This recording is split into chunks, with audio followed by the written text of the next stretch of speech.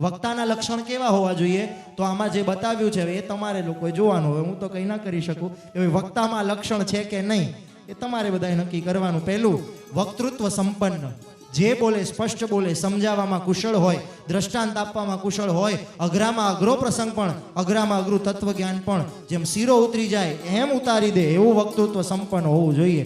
એવો વક્તા પસંદ કરવો કે જે શ્રોતાને ગમે એને સમજાય એ પ્રમાણે બોલે. મને બહુ આવડે છે ને હું જ બધું બોલી દઉં એમ નહીં, સામેવાળાને સમજી શકે એ રીતે પીરસે એવો વક્તા હોવો જોઈએ.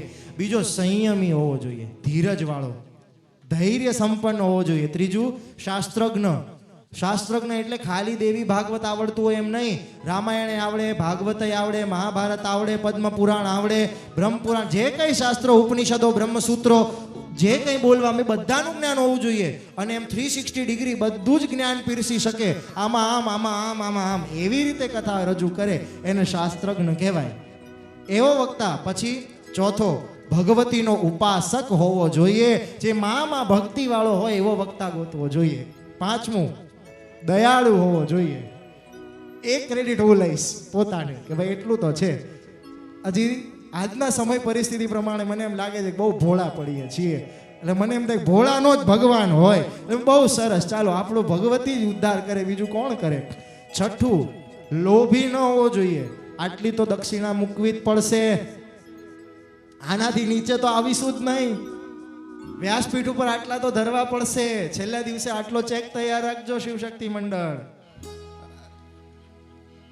આવું કહેવા વાળા એટલે લોભહીન, જેને પૈસાનો લોભ નથી, માન મર્યાદાનો લોભ નથી. પોતાનું માન સચવાય તોય ઠીક અને ન સચવાય તોય ઠીક. મને આવી માળા પહેરાવી, મને બેસવા માટે આસન ન આપ્યું, મને આમ ન પૂછ્યું, મને તેમ ન પૂછ્યું, મને જમવાનું સારું ન આપ્યું, કોઈ પ્રકારનો લોભ નહીં. સગવડતાનો લોભ નહીં, માનનો લોભ નહીં, મને પગે ન લાગ્યા, બોલાવ્યા, કોઈ લોભ નહીં.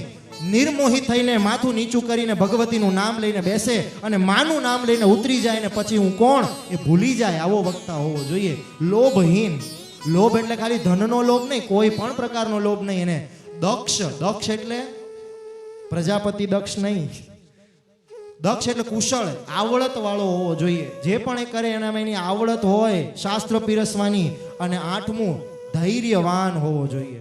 ધૈર્ય ધારણ કરનારો, ડગીમગી ન જાય, બધી રીતે યજમાનને અનુકૂળ થઈને ચાલે. યજમાન ઉપર પ્રેશર ના બનાવે, આવું કરવું પડશે, આવું કરવું પડશે, આટલું જ નહીં ચાલે, આમ નહીં ચાલે. ધૈર્ય સંપન્ન હોવો જોઈએ.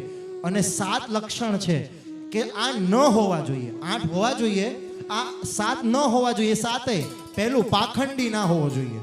પાખંડી એટલે જ્યારે કથા કરવા આવે ત્યારે મોટા મોટા માળાઓ પહેરીને આવે, મોટી મોટી જટાઓ કરીને આવે, બહાર પ્રદર્શન કરીને આવે કે હું કથાકાર છું, એવો મોભો ઊભો કરીને આવે.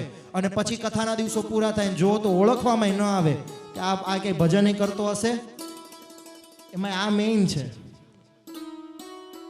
સંધ્યા. બ્રાહ્મણ સંધ્યા ન કરે ને એને કોઈ દી શાસ્ત્ર કર્મ કરવાનો અધિકાર જ નથી. ગાયત્રીના પ્રભાવથી જ બ્રાહ્મણ બોલી શકે, બાકી બ્રાહ્મણ બોલી જ ન શકે. બ્રાહ્મણ કોના બળથી આટલું ગર્જન કરીને માં કરે? ગાયત્રીના બળથી કરી શકે. ગાયત્રીનો ઉપાસક હોવો જોઈએ, નિષ્ઠ ઉપાસક હોવો જોઈએ, સંધ્યા વંદન કરવા વાળો હોવો જોઈએ.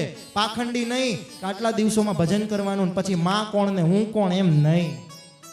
માના ઉપાસક પાખંડ ન કરનાર. બીજો, લોભી ન હોવો જોઈએ. ત્રીજો, સ્ત્રી સ્વભાવ વાળો ન હોવો જોઈએ. એટલે માની કથા કરે છે તો બધામાં માં જ બેઠી છે આવી દ્રષ્ટિ વાળો હોવો જોઈએ.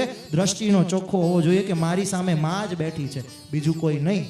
આવી નજર વાળો. ચોથો, કામી ન હોવો જોઈએ. ને કામના અને વાસનામાં ખાલી એક જ વાસના નથી આવતી, આવું જોઈએ, આવું જોઈએ, આવા કપડાં આપવા પડશે, એ બધી પ્રકારની કામના છે. મને આવું આવું ભાવે. શાસ્ત્રમાં મર્યાદામાં ઘણું બધું લખ્યું છે કે આટલું આટલું ભોજન ન કરાય, પણ એની વાસના એટલી બધી છે કે એને ચાલતું જ નથી. જેમ કે ડુંગળી લસણ ન ખવાય, પણ એવો કામી હોય કે નહીં, મને તો જોઈશે જ તમોગુણી ખોરાક. એવો વક્તા ન હોવો જોઈએ જે શાસ્ત્રની મર્યાદાનું આચરણ કરે એવો. પાંચમો, દંભી ન હોવો જોઈએ. દંભ ન કરે, મોઢે આમ ને પીઠ પાછળ આમ, મોઢે સારું બોલે પાછળ વાંકું બોલે, દંભી ન હોવો જોઈએ. છઠ્ઠું, નિષ્ઠુર ન હોવો જોઈએ. કડક કઠોર ન હોવો જોઈએ.